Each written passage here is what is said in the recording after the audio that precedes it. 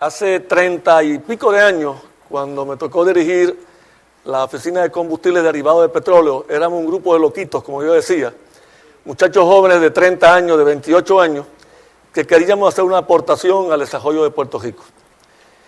Y cuando me pongo a analizar, por razones de la invitación que me hace el doctor O'Neill, la trayectoria de los problemas de energía que tiene este país nuestro, pues fue básicamente como un viaje a través del tiempo, donde me veo en el centro nuclear en el 1960, cuando dirigía la división de radioisótopos. En aquellos años teníamos una industria petrolera o petroquímica que era la tercera a nivel mundial. Estaba Rotterdam, estaba Houston y estaba Puerto Rico. Guayanilla Peñuelas tenía el tercer complejo en integración refinero-petroquímica mundial. Pero ciertamente tuvimos la oportunidad de crear un instituto de petróleo y de asuntos ambientales dentro de la Administración de Fomento Económico con la intención de apoyar el esfuerzo de los promotores industriales en esa área. Así que era uno de esos casos donde ser moralmente responsable era altamente necesario. Realmente aquí estamos mirando la aportación de fuentes renovables, los programas de conservación ante el escenario de producción de Puerto Rico, y es una gran oportunidad de ser moralmente responsable porque estamos mirando el futuro de la isla, no la situación inmediata, sino la isla 30, 40, 50 años, 100 años, ¿cómo la queremos? La encomienda y el gesto que me dio el doctor Efraín O'Neill es a tratar de ver cómo en media hora aproximadamente podíamos tocar el tema de la historia de 4 instituciones que dieron origen a donde estamos aquí hoy: Centro Nuclear de Puerto Rico, Centro de Estudios Energéticos y Ambientales, el programa del Instituto de Petróleo de Fomento y la Oficina de Combustibles Derivados de Petróleo. Por desgracia, estuve asociado con esas 4 instituciones y debo señalar que me complace tremendamente haber trabajado y colaborado con el doctor Amédée Bonet, porque Juan lo conocí hace quizás 45 años atrás, cuando todavía éramos muy jóvenes, y tenía el vigor y la pasión de querer hacer las cosas que nos hacían falta en este país nuestro. Él tenía el sentido de urgencia que me parece que nos hace falta en este momento. Sentido de urgencia tiene que ir parejo con conocimiento, tiene que ir parejo con la pasión por querer crear y contribuir. ¿Qué fue lo que pasó entonces en el Instituto de Investigaciones de Petróleo y Asuntos Ambientales de Fomento? Estoy hablando del periodo 1970. Del 70 al 72, o podemos decir del 70 al 73,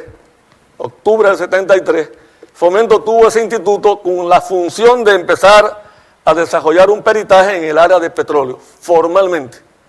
Hasta ese momento había dependido de consultores que venían de afuera, que ayudaban a hacer el desarrollo downstream de la industria petroquímica,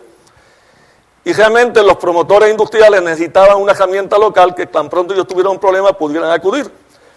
Era la época donde entró en vigor las reglamentaciones federales, y aquí tenemos personas que fueron partícipes muy, muy activos en esa área,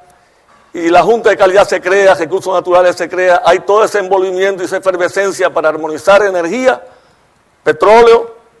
con ambiente. Se crea un grupo de trabajo de cero, así que tuvimos una situación ideal de crear una estructura de trabajo en aquellos años compuesta por unas 14 personas, de las cuales 4 de ellas tenían PhD, y se logra adquirir una instrumentación muy sofisticada para la época, entre ellas un espectrómetro de masa de alta resolución de la marca DuPont, que nos costó $300,000, y me costó casi un año de mi vida lograr que el Senado de Puerto Rico y la legislatura nos aprobara los $300,000 para comprar la herramienta. Y en ese periodo pues se lograron una serie de áreas de trabajo donde específicamente se hizo una caracterización de los particulados, de los productos poliaromáticos que están en las partículas que salen de los vehículos de motor, en la avenida Roosevelt, justamente donde está en este momento el edificio nuevo de Fomento. Esa fue la primera caracterización que se hace en la primera aplicación de cromatografía de gas con espectrometría de masa. Ocurrió que en aquellos años la Puerto Rico Olefins estaba empezando operaciones y obviamente producían aleofinas y acetileno, y salió en la prensa en aquellos años que el área de Palmarejo, en Laja, tenía un problema con la malparición de las de las matas de piña, donde una matita de piña pequeñita, de inmediato empezaba a parir una piña, la matita no aguantaba la piña y moría. La pregunta es por qué estaba ocurriendo eso. Así que aquel grupo de entusiastas que teníamos en aquel laboratorio, nos pasamos muchas noches a las 2 y a las 3 de la mañana cogiendo muestras cercano al periodo que va desde Guayanilla hasta Laja, para establecer toda la secuencia de los eventos que ocurrían, y se probó que efectivamente el problema era un problema de contaminación por motivo de emisiones de olefina y acetileno al ambiente que actuaban como hormonas de crecimiento.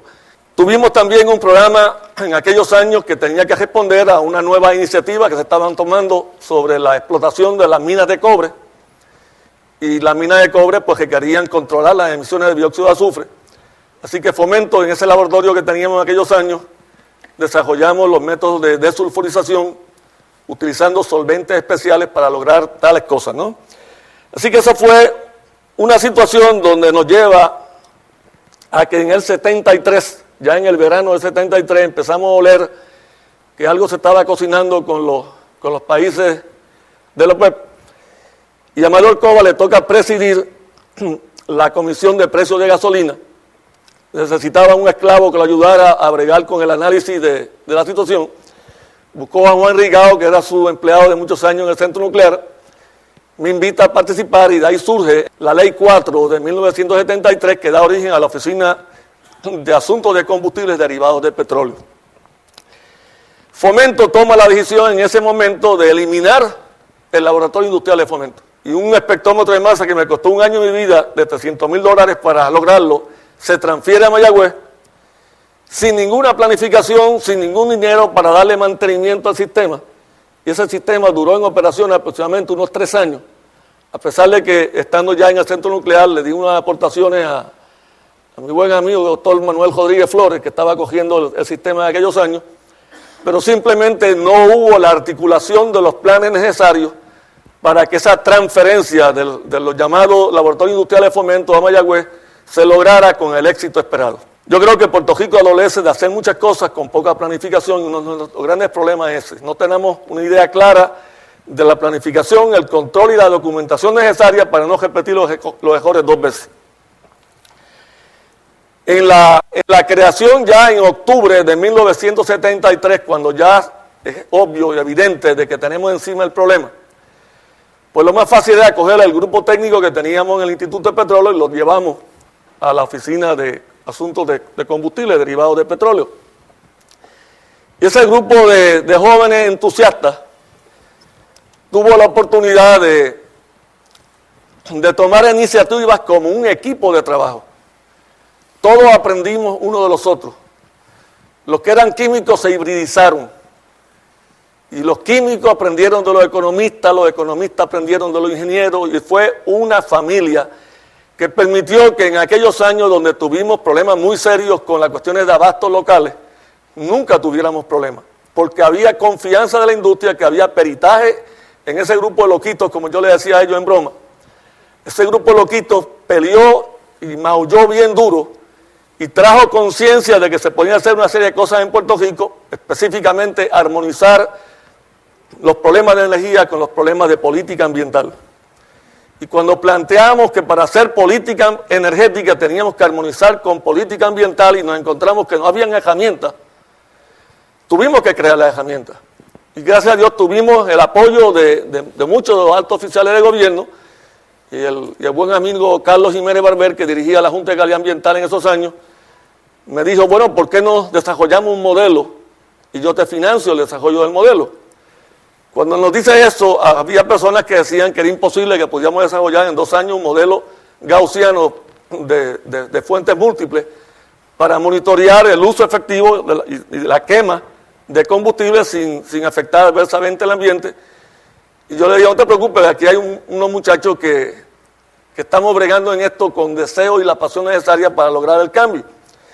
Nos contrata, y me acuerdo que en un momento dado uno de los miembros del grupo, que era matemático, tenía un doctorado en matemática, y que cuando empezó a trabajar con nosotros nos decía que él no sabía qué iba a hacer con su matemática porque no tenía un ambiente donde usarla, ¿no? Y yo digo, no te preocupes, que aquí hay ecuaciones diferenciales parciales de todos los sabores y colores para que tú apliques tu conocimiento. Y ya en el primer año y medio estaba corrigiendo las soluciones que tenía el grupo de Research Triangle Park en Carolina del Norte, en modelos similares al que estábamos trabajando. Ese modelo lo recomendamos desarrollar por 5 años, y ya ha pasado 3 validaciones y todavía la Junta de Calidad Ambiental lo tiene como parte de su arsenal. Ese trabajo se pudo lograr por una relación de trabajo entre la Autoridad de Energía Eléctrica, la Junta de Calidad Ambiental y la Oficina de Combustible. Y creo que fue un ejemplo perfecto de cómo 3 agencias críticas pueden trabajar juntas para darle forma a la solución de un problema. Así que la primera encomienda que tuvimos fue crear un sistema de información que nos permitiera monitorear todo el flujo de energía en Puerto Rico, lo que entraba, lo que se consumía, lo que se perdía y lo que se exportaba. Y la idea era hacer el diseño de forma tal que ese sistema tuviera consumos sectoriales que reflejaran el plan de emergencia de Puerto Rico. Porque si los consumos sectoriales no reflejaban el plan de emergencia de Puerto Rico no hubiera podido tener la manera de monitorear y salvaguardar su condición si hubiera un problema.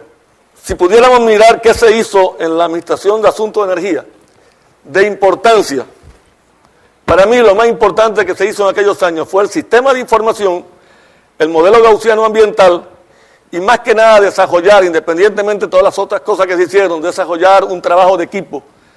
donde jóvenes dispuestos a contribuir su talento de manera desinteresada aportaron a una serie de problemas. Estábamos honestamente arañando la superficie del problema, que estemos claros en eso. Pero era un proceso que lo gozamos. Era un proceso que se gozó con una visión de resultados. No es el proceso simplemente académico de explorar por el conocimiento y la verdad. Aquí era una orientación orientada a resultados que llegan en provecho de Puerto Rico. El Centro Nuclear de Puerto Rico se crea en 1957 con motivo del programa de Átomos para la Paz y se le da a Puerto Rico la oportunidad de contribuir a capacitar a los médicos, a los técnicos, a los científicos de Centro y Suramérica, del Caribe, de Puerto Rico, para capacitarse en el uso de las aplicaciones de radioisótopos, métodos nuevos de tipo biomédico, aplicaciones clínicas, por ejemplo, de manejo de radioisótopos. Y esa institución,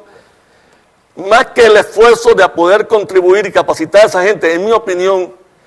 nos ayudó en Puerto Rico a crear las escuelas graduadas de ciencia. Nosotros no teníamos un estándar, no teníamos un punto de referencia de lo que era trabajo de excelencia en el campo investigativo. Cuando nosotros trabajamos en el bachillerato, yo fui el primer estudiante que tuvo una beca del bachillerato en ciencias, teníamos unos métodos bien crudos de trabajo. Cuando yo me voy con mis pantalones cortos casi al centro nuclear y me encuentro con toda aquella instrumentación, simplemente no había comparación, porque lo que me tomaba un año caracterizar por otros métodos clásicos, lo liquidábamos en una tarde de trabajo con la instrumentación que teníamos. Así que el nivel de productividad que dio el Centro Nuclear de Puerto Rico a los científicos locales, pues fue simplemente inmenso. Hubo una persona en particular, el doctor John C. Boer, que fue el primer director del centro, fue la persona, no sé si recordarán, fue la persona que como director de la Comisión de Energía Atómica, en aquellos años el Centro Nuclear de Puerto Rico estaba bajo contrato de la Universidad de Puerto Rico, con obviamente el financiamiento y la directriz de la Comisión de Energía Atómica. Esa persona fue la persona que dirigió todos los programas médicos de las bombas que se tiraron en Hiroshima, fue la persona que dirigió en la Comisión de Energía Atómica la División de Asuntos Médicos y de la Salud, y tenía la capacidad de crear el nivel de excelencia donde era casi una iglesia cuando uno entraba un viernes en la tarde a los seminarios. Entrar a un seminario de esos, el que iba ahí sabía que ese fulano que estuvo ahí, aunque fuera un genio en su campo, estuvo por lo menos 1 a 2 meses preparando la conferencia, porque tenía en la 1 hora o las 2 horas que tenía de exposición, tenía que presentar un destilado del campo para que la gente lo entendiera. Y yo creo que Puerto Rico tuvo, tanto en el Centro de Estudios Energéticos y Ambientales que dirigió el doctor Bonet, como en el Centro Nuclear de Puerto Rico, un tremendo laboratorio donde se perdió desafortunadamente todas las aportaciones que esas 2 entidades hicieron a Puerto Rico en el campo de la ciencia, simplemente porque no hubo una planificación de la transición necesaria que había que haber creado, alguien tenía que haber creado, para que cuando desaparecieran esas dos entidades, porque obviamente había un financiamiento detrás que en algún momento iba a desaparecer, ¿no? Tenía que haberse integrado ese peritaje y ese personal al sistema de enseñanza de forma tal que no migrara cuando se cerraran las puertas y perdiéramos ese recurso, tanto en lo que es infraestructura de investigación como en el conocimiento que tenían aquellos fulanos. Efraín me comentaba cuál había sido el problema, en mi opinión, de por qué no se aprovechó esa estructura. Primero, porque se vieron como dos juegos de pelota distintos.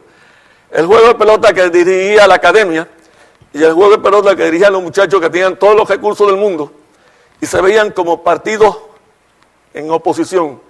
cuando debía haber sido todo lo contrario. Se debían haber integrado naturalmente, los nombramientos no debían haber sido nombramientos separados, como eran en este caso, eran nombramientos hechos por el Centro Nuclear de Puerto Rico y la universidad a su vez tenía nombramientos en las facultades de Química y Física, ¿no? Así que yo creo que Puerto Rico no supo aprovechar ese momento y perdimos, en mi opinión, 30 años de investigación. Gracias a Dios ha habido otros esfuerzos como el que ha dirigido por muchos años el doctor Manuel Gómez, que ha dado la capacidad de ir creando una nueva estructura, de una nueva generación de científicos